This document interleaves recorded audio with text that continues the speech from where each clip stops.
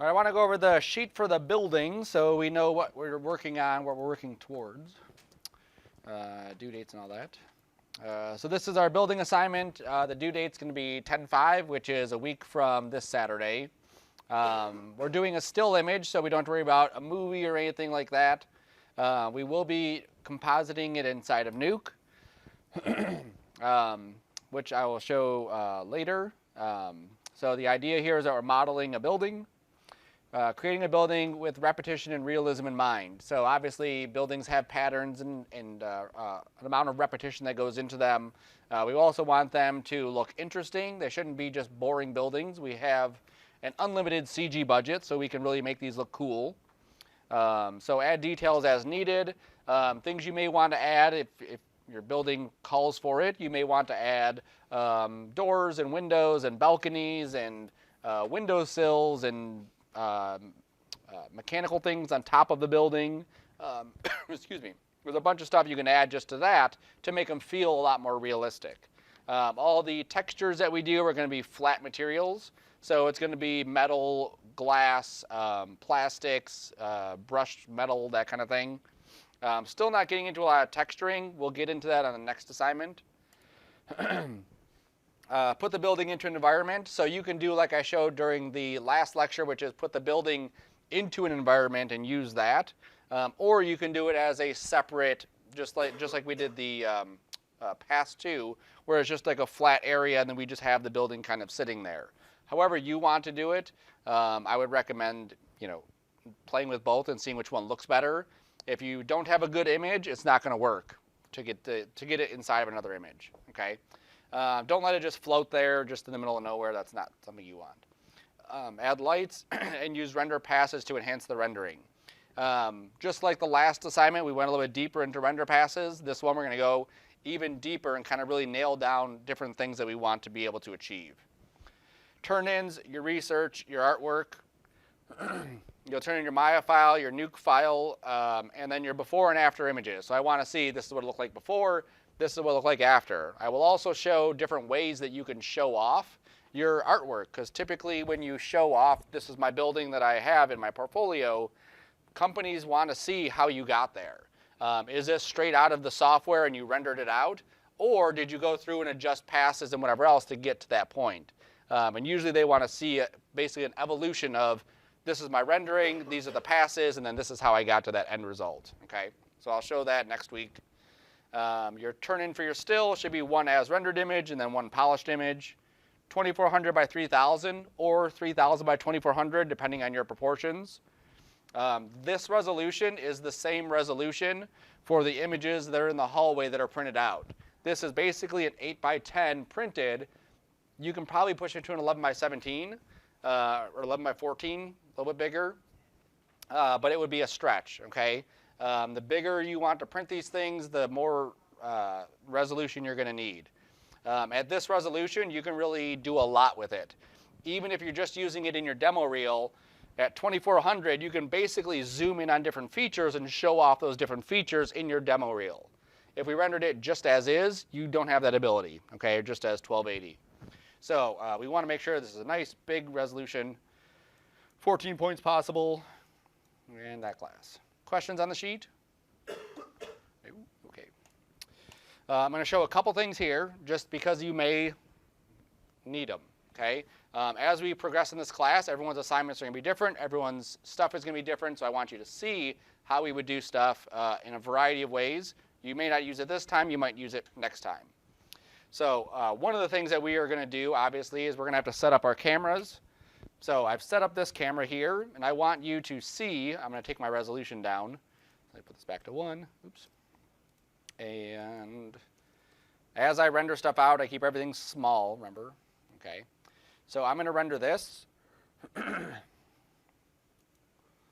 And this is going to be a, oops, I forgot my glass. Let me get my glass in there. I put everything on layers. That will come in handy later. Everything that has a different material or a different type of surface, I put into a separate layer. Okay? Now, notice this here, and then look at this. It's not very impressive. What happened to it? All right, well, we'll re-render that bottom one again. All right, so that one, And I'm going to go here. Let me set this to 35.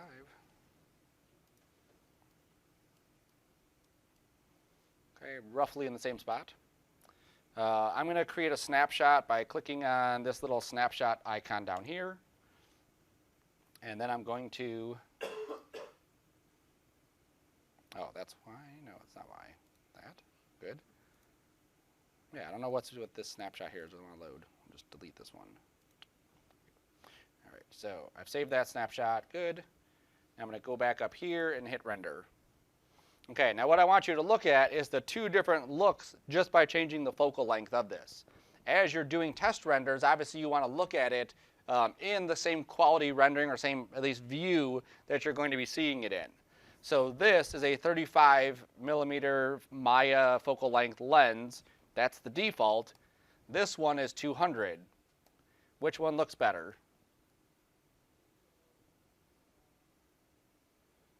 Or you have no opinion? They both look exactly the same and look awesome.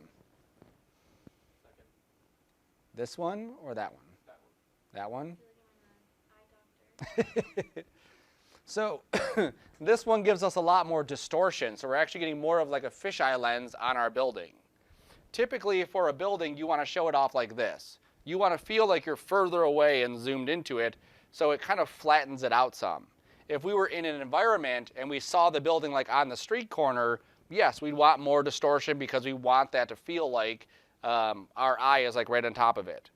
So you typically want to have more of this like flat area here for your building to show off the details. You can see here too, the top of my building actually feels like it might be pushed further back, whereas here it feels like it's part of the structure. Okay, you can see how we're getting that like weird dip right there. Okay, but play with it and see. Mine's set to 200. That's where I set this to. I could set it to 400. And let's go back to the render view. Let's click on this. I'm going to save that image, and then I'll render that out. Unlike Cinema, it doesn't automatically save them, obviously, so we have to hit the button to save it and then go back and forth. So let's go down here. So here's 200 to 400. You can see not a huge change in these two, but definitely a huge change between these two. Okay, so typically you're going to want to have something bigger, but again, look at it and see. Look at different images that are online, see what other people are doing, see what you can do there. So that's for the rendering part. The passes that we're going to do on this, and again, I'll get more into this, you can see all the different passes that I have here. As you start approaching this, we want to think about what should we be modifying or tweaking or adjusting or any of that. When I look at this render here, it looks okay, but I may want to enhance some things. I may want to give this V a little bit more prominence in the image. Okay, so that's something I definitely want to be able to isolate after the fact. I don't want to draw a path. I want to be able to click on it and adjust that coloring. So that's definitely something I want to do. My glass that's here, it might be too blue. Now it seems fine, but when I show this to the client, they may want me to tone the blue back a little bit. So again, that's something that I need to adjust after the fact.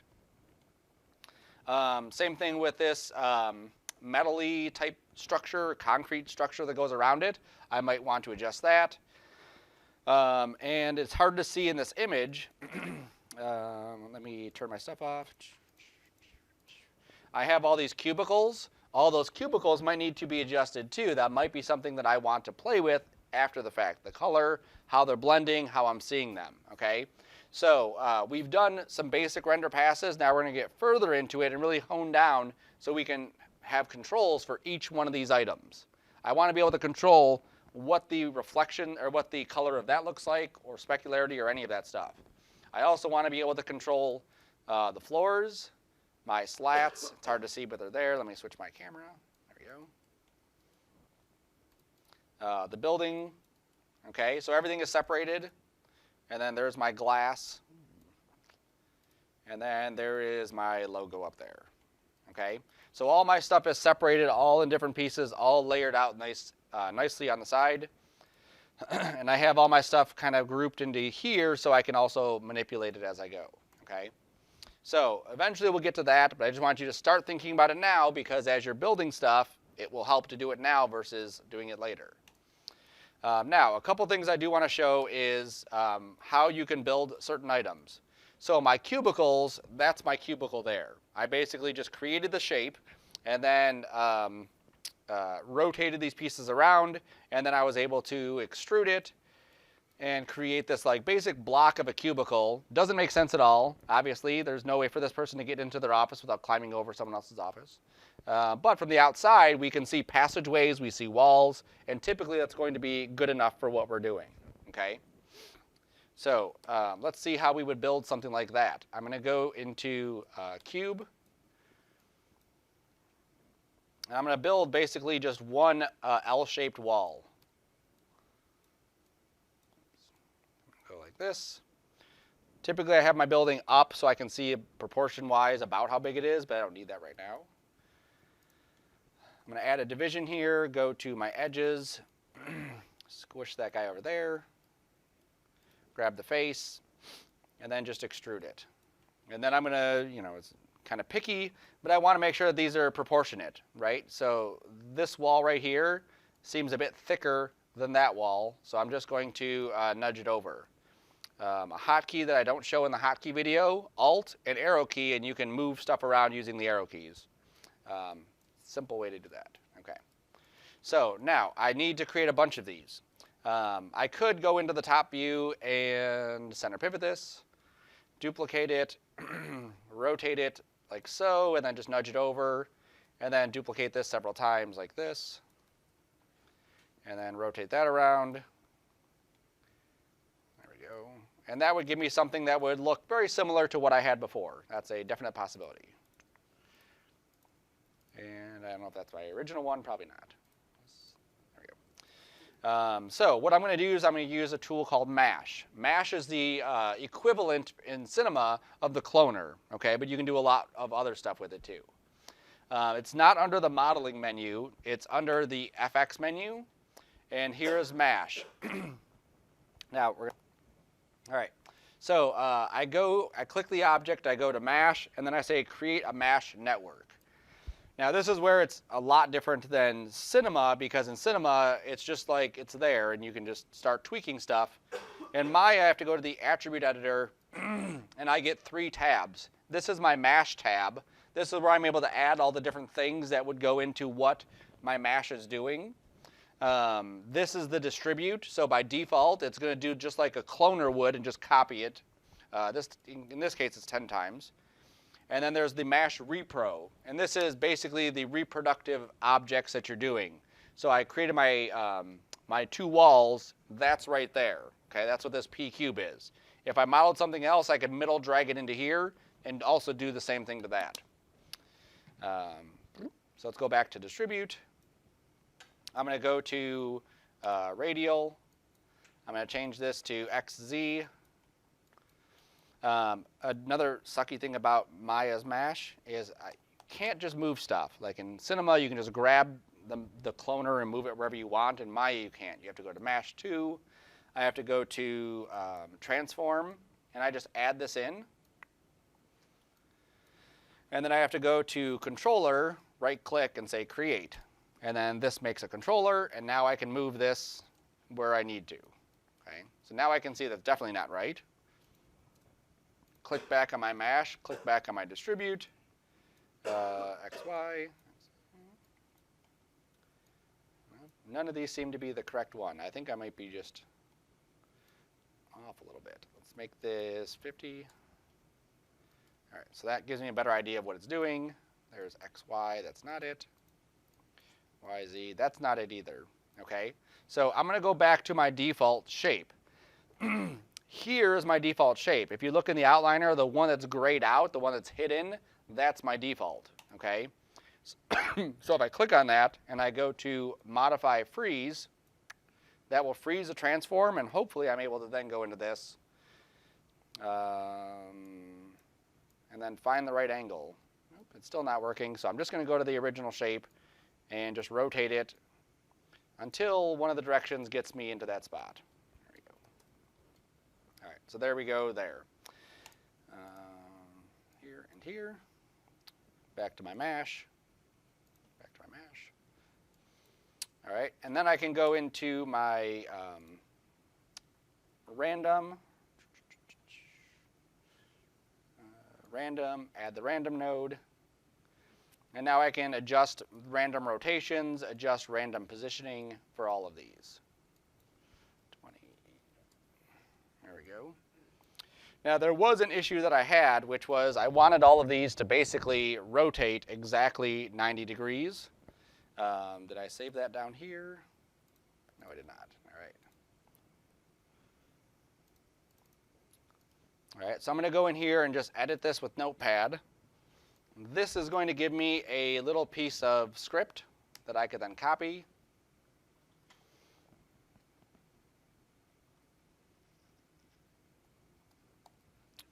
And then I'm going to go into the script editor, go to Python, and I believe I just paste it.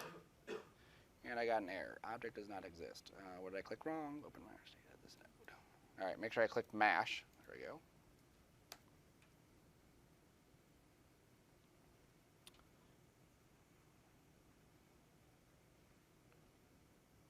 Node.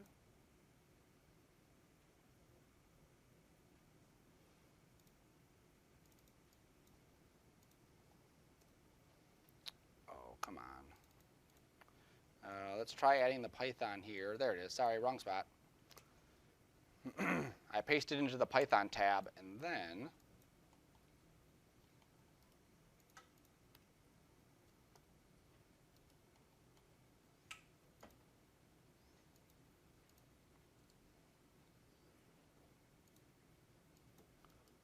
there it is.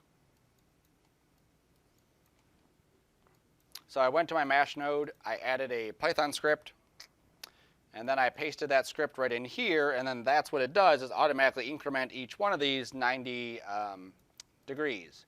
Then I can jump back to my transform, not my transform, my distribute, change my radius, change the amount, and I can control how many of these different things that I have. And I believe this is also linked to time. No, this one isn't. This one isn't. There was another one I found that was linked to time. Cool. So once I'm glad, and like this is it, I'm happy, then I can just take the repro mesh here. This is like the new mesh. And I can just duplicate it. And now I have a copy of this that is locked in. There's no history to it. I can go into the mesh and change stuff all day, and it won't affect the original. Okay, so if I want something simpler, I can use that. If I want something more complex, I can use that. I can create different iterations of this. So here's a simpler one. I can just duplicate that one, click back on this, go back to the radius, go back to the number of points, duplicate that again. And very quickly, I can create different instances of the same item. Yes, ma'am.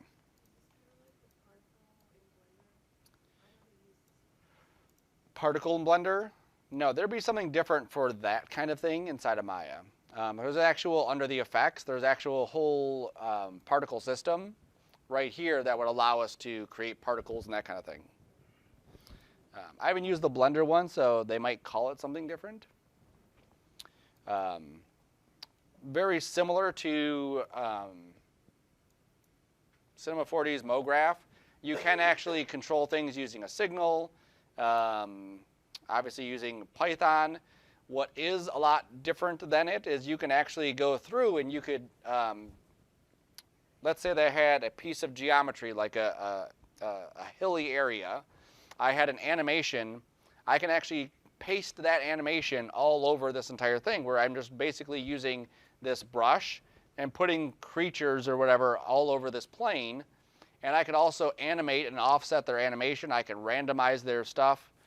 It's very intuitive. It's a lot, in some cases, more powerful than Cinema 4D's, but it has its own limitations as to what you can do with it or how you have to work with it. Cool. So then once I had these, it's just a matter of then just placing them in my building. So I just grabbed one of these, fit it inside here, made sure that it was making contact with the ground. Oh, there's no ground there, that doesn't count. Did I hide my ground? Oh, there it is. Okay. There we go. I did want to shrink these down so they didn't go all the way to the ceiling. I rotated them so they felt like they were more in the building. I scaled them up, but just in these two directions. I made sure they didn't stick out the windows because that wouldn't be good. Yeah, there we go. And then I just duplicated it, scooted it up again, and then I would just give it a little rotation or rotate it 90 degrees so it didn't feel like a repetitive thing the entire way up. And I just did that for the entire block. So all the way up to the very top of this, you can see, let me just hide my building. There we go. You can see all the different cubicles that I have right there. Okay, so that's something that you may want to use. You may not want to use it. When I'm done with my mesh, I can simply delete it if I don't need it. Typically, I'm a little OCD on it, so I want to just grab everything and throw it onto a layer and call this construction. That way, if I ever need to come back to this and tweak something or redo it or whatever, I can come back and grab those items.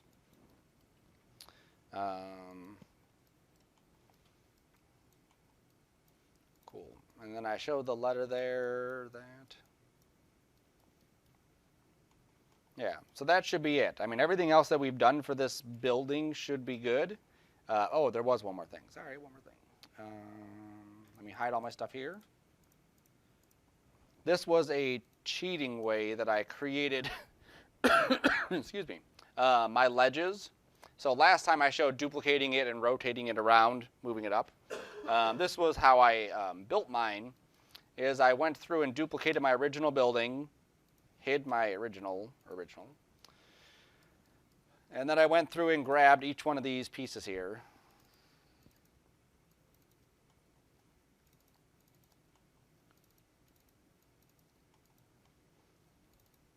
All right, you get the idea, all the way down, right?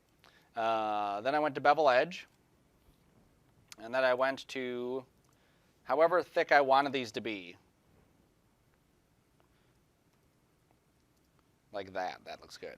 Okay. Now what I have to do is go through and select all of these pieces like this and then delete them. Now what I want to make sure is I don't mess up, right? So on here, I accidentally selected these two pieces, right? So at some point, somehow I have to get all the big faces selected so I can delete them and just keep the little faces. So there's a trick inside Maya to do that kind of thing. I'm going to eliminate the bottom half of this building because I didn't do anything with it. We're just going to pretend that I did it to the whole thing. I'm going to try to grab those. There we go. So just pretend that this is the entire thing. I'm going to go to select, and I'm going to select using constraints. So these are a little bit confusing at first, but what they allow you to do is select things based off of certain criteria. One of those things is area. So big shapes, which is what I want to select, are obviously going to have a bigger area than smaller shapes. Okay, so I'm going to go to faces, grab all the pieces, and then in this option box, I'm going to say I want to constrain the current and next. And then under geometry, I want to grab just an area. So if I just activate this now, everything gets deselected. As I marquee, nothing gets selected. As I play with these values and then marquee, there we go. Eventually, I'll be able to select just those big faces and not the small faces. So instead of going through and clicking each one of those or trying to highlight each line, if I had a more complex shape like, let's say, a sphere or a cylinder that kind of wraps around and it has all these, whatever, this way is a lot easier. Mm-hmm. Where's that on the menu? Select, use constraints. Okay. And then now I can just hit delete, and now I'm left with just those pieces. And then I have to make sure that I reset this. If you don't reset it, you won't be able to select anything. You'll go to faces here and you'll not be able to select anything. So we reset it, and now I can go to faces and grab the faces if I need to. Okay. The other thing you may notice is that I can't see the backs of my pieces. Okay, I'm only seeing the fronts. That was intentional, so I don't accidentally, or not accidentally, but don't confuse myself while I'm trying to view one thing. Under display, under polygons, there's a thing called back face culling. And if you turn that on, Come on. There we go. It will show you both sides as default. If you click it again, it won't show you the opposite side. Okay, so as you spin around, you can see how I'm only seeing the front. So sometimes it's a lot easier to work with, just as long as you're aware that there's a back side to it. Oops. But sometimes I'll have that on, sometimes I'll have that off. And it can't, with that, with it on, it can't select any of the faces. It can. It still can. Yep, it still does. Yep. And then this is how I created those pieces. I think I actually just extruded a little bit like this, and then I went to scale, and then I just scaled it out. Yep, that was it. Sometimes as you're doing any extrusions, you have to kind of look at which way is going to give you the best results. Let me undo that just so you can see what I was getting originally. I don't need this top piece. Just delete that. So I extrude this, and I'm going to go to thickness. And thickness is giving me these like bowed up pieces. Each piece is on an angle, so it's like rotated, and they're kind of like twisted a little bit, so they're kind of facing up. So they do that.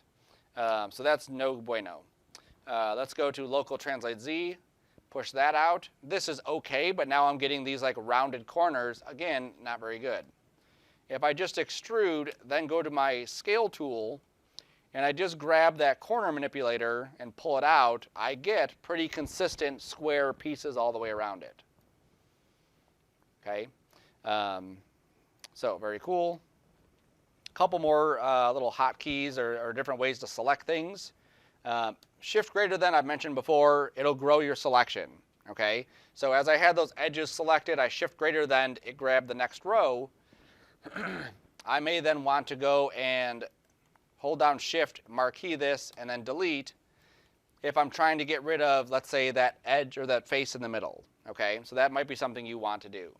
The other thing you may want to do is you may want to grab all of the edges that are hard edges. So anything that would be where a corner would be, where I would want to have a bevel, I may want to grab that as well. So right now, if I went to edges and just marqueed, I'm going to get everything.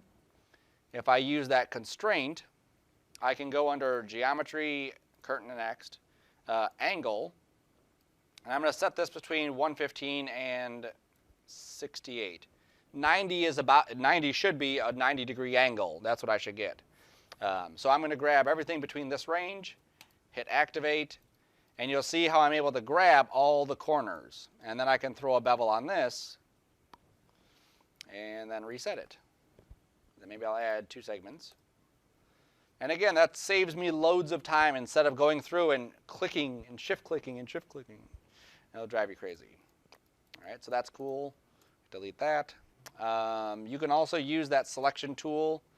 For this assignment, you know, if you had something that was more organic looking, you would have this apply a little bit better. But let's say I marqueed this, went back to my constraints, went back to random. And you can see how I can grab random faces instead of me having to go through and randomly click things if that's what I wanted. Sometimes there are cases where I do want a random selection. And as I marquee this, it's randomly selecting different faces every time. Sometimes I will go through and I will randomly select this. I will reset it.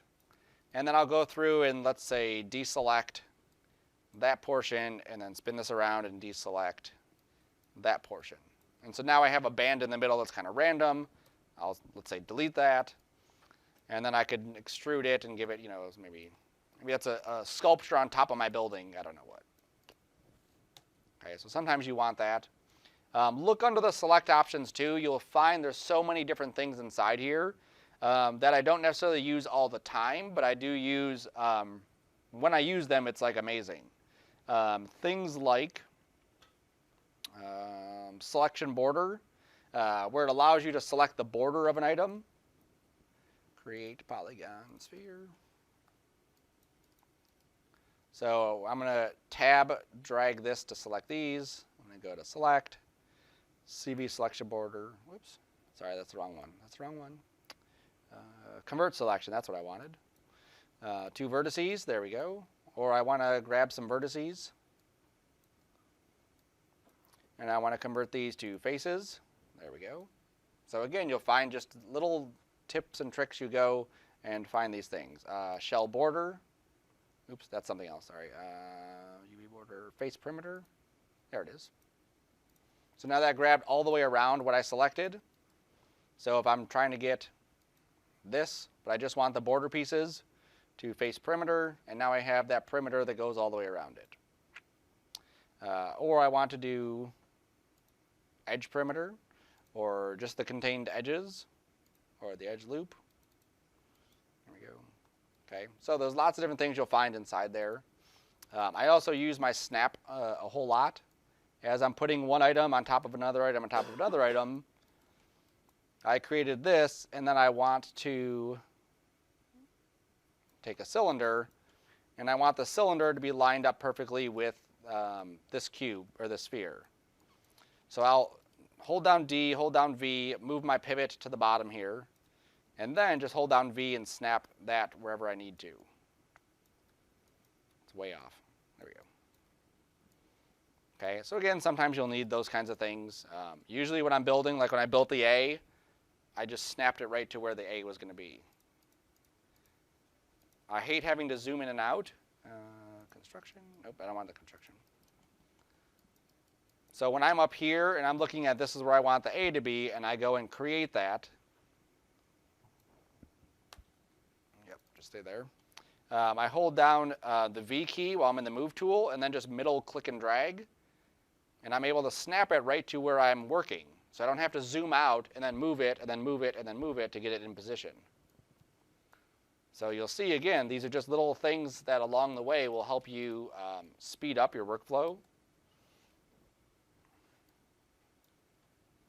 I didn't want to do A, right, because that's Avengers. I'll do W. Oh, actually, R, we'll do the Revengers. There we go. Great. Look at things like the blockiness. You don't want to go through your entire render, look at it, and like, oh, crap, it's all blocky. So I'm going to go into my geometry, take the curve resolution up. That's good. Maybe add a little bit of bevel to this. Make sure it doesn't look funky anywhere. Nope, it's good. And then I can center pivot.